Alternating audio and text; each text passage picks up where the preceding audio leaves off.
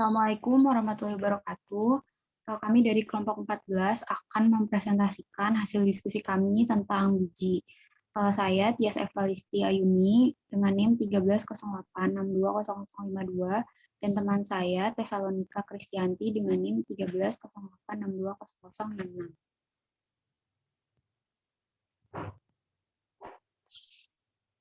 Ya, pada presentasi kali ini kami akan menjelaskan materi mengenai biji. Di sini ada pengertian, fungsi, struktur, bagian-bagian penyusunnya, gimnosperme dan angiosperme, lalu ada tahapan perkembangannya, lalu ada tipe-tipe perkecambahannya.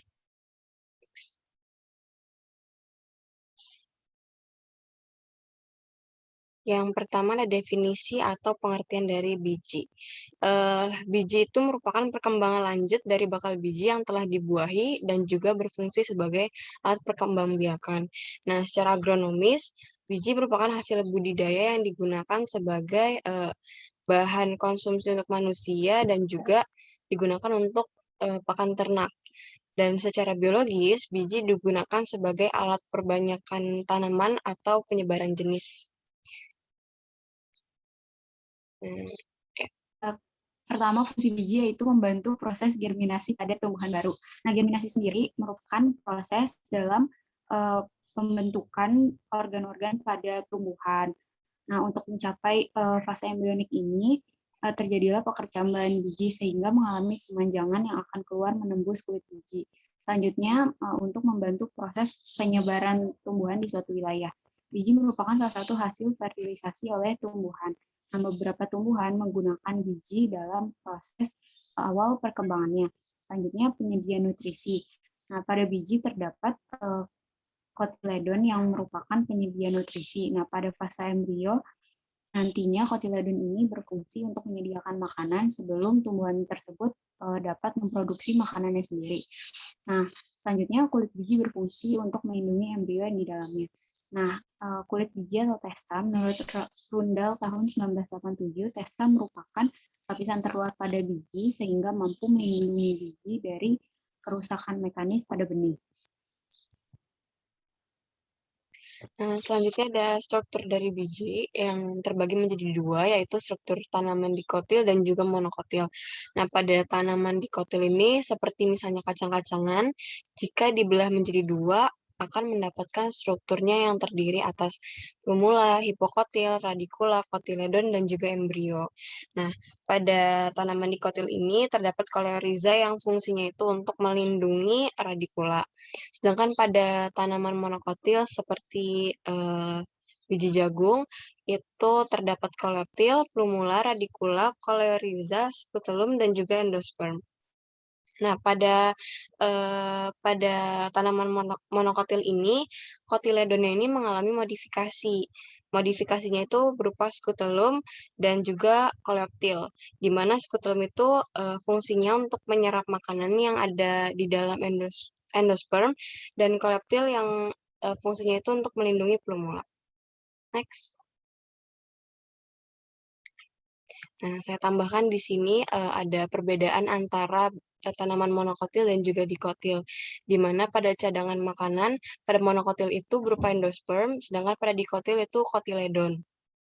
Lalu, pada monokotil itu hilumnya tidak terlihat, namun pada dikotil terlihat jelas. Pada monokotil, endospermnya merupakan bagian paling besar, sedangkan pada dikotil, endosperm itu merupakan bagian paling kecil.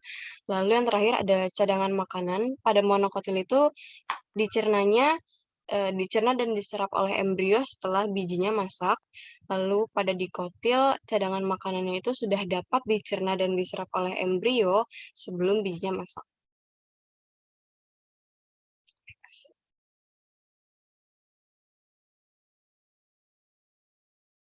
Selanjutnya, bagian-bagian penyusun biji. Secara garis besar, bagian penyusun biji itu terdiri dari 3, yaitu embrio, nutrisi untuk embrio, dan pelindung embrio.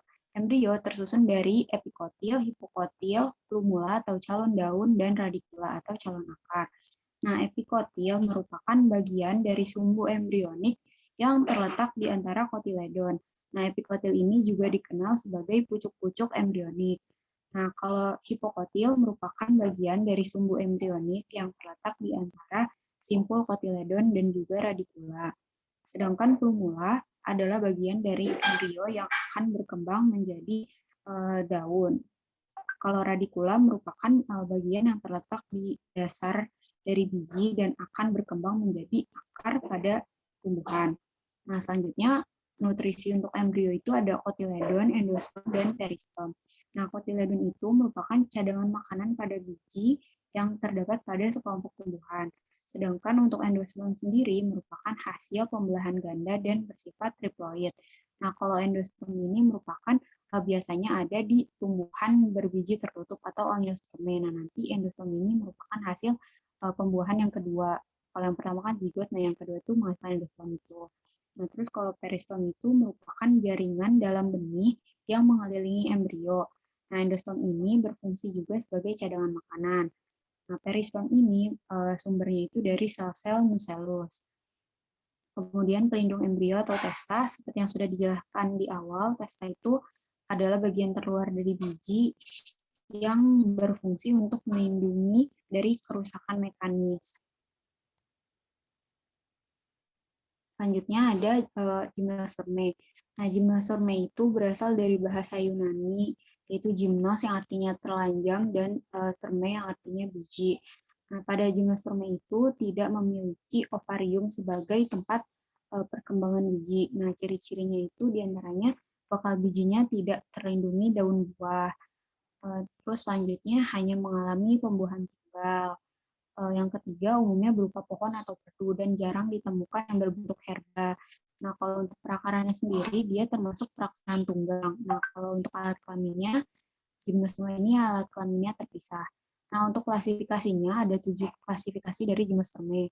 Nah, yang 3 pertama itu yang Benotophyta, Cardaitophyta, dan Pteridospermatophyta itu sudah punah. Nah, yang tersisa saat ini itu tinggal Gingophyta, Cicadophyta, Pinophyta, dan Gnetophyta. Pertama, Gingophyta. Gingophyta itu hanya memiliki satu spesies di dunia, yaitu Ginkgo biloba. Nah, ciri-ciri dari Gingophyta itu, yang pertama, bentuk daunnya seperti kapas dan mirip dengan paku-pakuan kelompok suklir. Nah, kemudian saat musim penyerbukan, Gingophyta ini bisa menghasilkan bau yang khas, sehingga cenderung dijauhi oleh manusia. Nah, selanjutnya dia termasuk tumbuhan diesis. Lanjut, gametnya itu bersifat motil, gamet jantannya bersifat motil, terus bentuk strobilus jantan dan strobilus betinanya itu berbeda. Yang jantan itu umumnya lebih kecil, sedangkan yang betina itu lebih besar. Nah, untuk manfaatnya sendiri, dia itu bisa sebagai antioksidan, yang kedua memacu produksi molekul ATP, dan yang ketiga dapat digunakan sebagai peneduh. Selanjutnya ada Cicadophyta. Nah, cirinya itu yang pertama dia spermanya bersifat motil. Nah, yang kedua termasuk jenis tumbuhan yang cukup tua karena sudah ada sejak era Mesozoikum. Nah, terus dia termasuk dalam kelompok tumbuhan yang dilindungi atau most endangered. Habis itu contohnya Cycas revoluta seperti yang ditunjukkan pada gambar. Manfaatnya sendiri yaitu dapat digunakan sebagai obat, misalnya pada jenis Cycas rumpii yang dapat mencegah radikal bebas dan melancarkan sistem pencernaan. Selanjutnya adalah Pinophyta. Pinophyta memiliki ciri diantaranya dia merupakan kelompok tumbuhan yang ukurannya itu terbesar di antara kelas Gymnospermae ini. Nah, dia itu tumbuhannya selalu hijau sepanjang tahun, lalu untuk silemnya itu mengandung saluran resin. Nah, untuk bentuk daunnya sendiri, dia itu bentuknya itu seperti jarum. Nah, untuk alat reproduksinya sendiri berupa strobilus. Nah, manfaatnya dapat digunakan sebagai obat. Nah, yang kedua, getahnya dapat digunakan sebagai minyak. Yang ketiga, merupakan bahan campuran dari vernis. Selanjutnya, Gnetophyta. Gnetophyta memiliki ciri-ciri diantaranya merupakan tumbuhan diceuus, yang kedua batangnya itu berkayu, yang ketiga pola percabangannya itu simpodial, lalu daunnya bersifat tunggal tanpa stipula. Dan manfaatnya itu bahan baku makanan, misalnya keripik emping, dan kulit bijinya, misalkan pada jenis Gnetum lemon dapat dijadikan abon. Nah, berikut adalah gambar dari Gnetum lemon. Nah, untuk fertilisasi gimnospermnya sendiri, secara garis besar itu ada 3. Yang pertama, membantu sari jatuh ke konus betina, lalu serbuk sarinya akan membentuk tabung serbuk sari, dan yang ketiga terjadi pembuahan.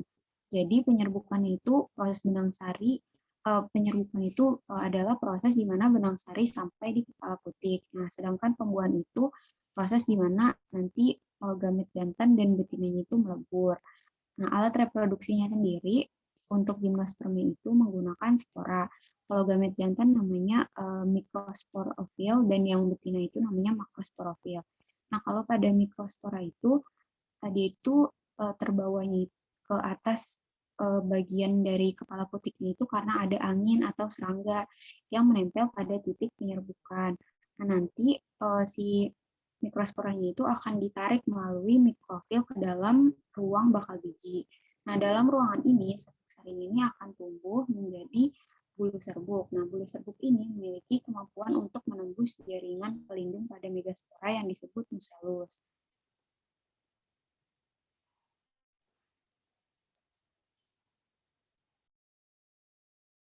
Yang selanjutnya di sini ada angiospermae atau yang berasal dari bahasa Yunani itu angion yang berarti kontainer atau wadah dan sperma yang berarti biji. Nah, ciri-ciri utama dari angiospermae ini dia memiliki bakal biji yang berada dalam megasporofil dan kemudian dia dimodifikasi menjadi daun buah. Nah, selanjutnya ada ciri-ciri generalnya itu umumnya daunnya lebar, tunggal atau majemuk, lalu habitatnya berupa pohon, herba, perdu, ataupun semak, terdiri dari batang, bunga, daun juga akar, lalu silemnya terdiri dari trakeida dan trakea, dan yang terakhir dia itu berakar serabut dan tunggang. Nah, contohnya pada ini ada padi dan juga jagung. Next. Nah, ini klasifikasi dari tanaman angiosperm atau tumbuhan berbiji tertutup. Yang pertama itu ada umbrella atau semak atau perdu kecil, di mana dia itu hanya terdapat di Kaledonia Baru. Lalu ada Austrobeliales atau tumbuhan adas yang biasa dijadikan sebagai salah satu bahan untuk memasak. Next. Lalu di sini ada Eudicots atau tumbuhan yang memiliki 2 kotyledon seperti kacang polong, bunga matahari, bunga mawar maupun apel dan juga buncis. Lalu ada Ceratophyllum atau tumbuhan akuatik yang sering digunakan sebagai hiasan akuarium. Contohnya pada tanaman Anacaris ini. Lalu ada Chloranthus atau semak harum, dia itu tumbuhan aromatis yang salah satu cirinya adalah memiliki daun bergerigi, contohnya seperti yang ada pada gambar yaitu Sarcandra glabra. Lalu ada Nymphaeales atau teratai, dia ini salah satu tanaman yang hidup di air. Next. Lalu ada monocots atau tumbuhan yang memiliki satu kotyledon seperti padi, jagung, kelapa, atau bunga anggrek. Yang terakhir adalah magnolids atau bunga magnolia, dan juga black pepper.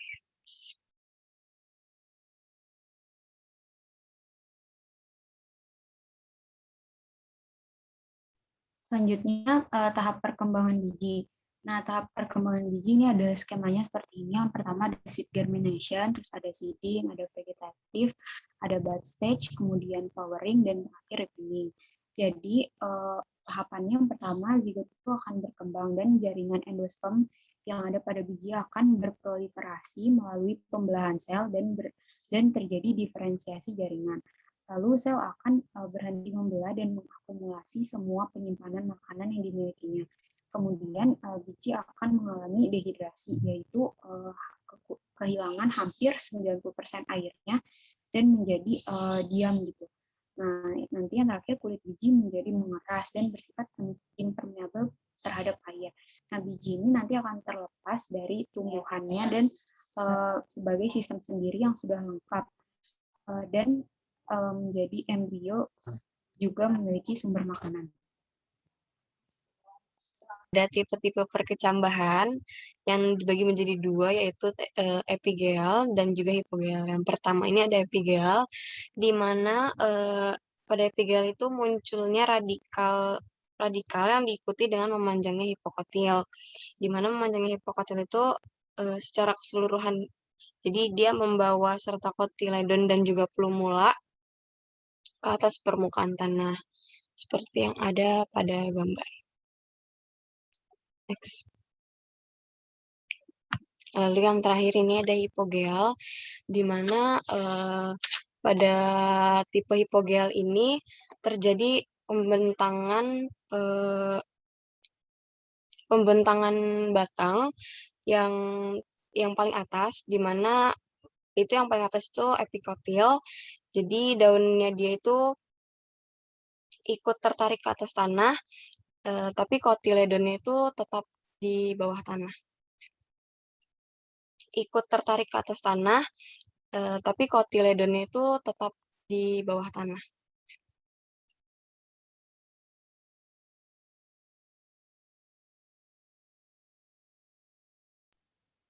Sekian presentasi dari kelompok kami. Kurang lebihnya mohon maaf. Wassalamualaikum warahmatullahi wabarakatuh.